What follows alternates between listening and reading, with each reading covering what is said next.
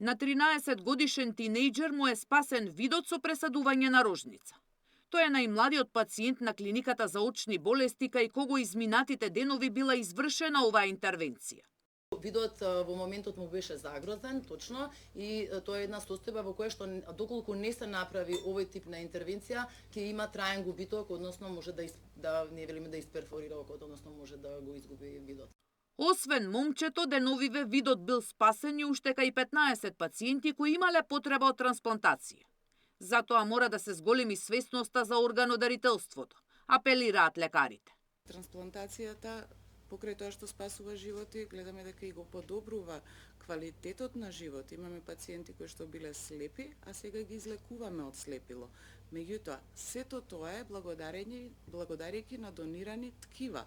За овие 16 пациенти и првите 9 на кои им беа направени трансплантации во ноември.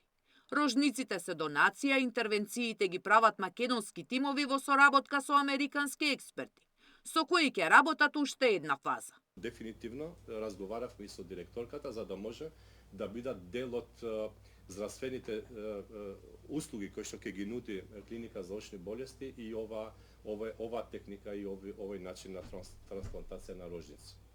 Колку и да има потребно трансплантации да се направат со домашни ресурси, кога ќе се создадат услови за тоа. Експертите велат дека овие интервенции се подвиг за офталмологијата во државата, особено за клиниката за очни болести. Сања Димитровска, Сител телевизија.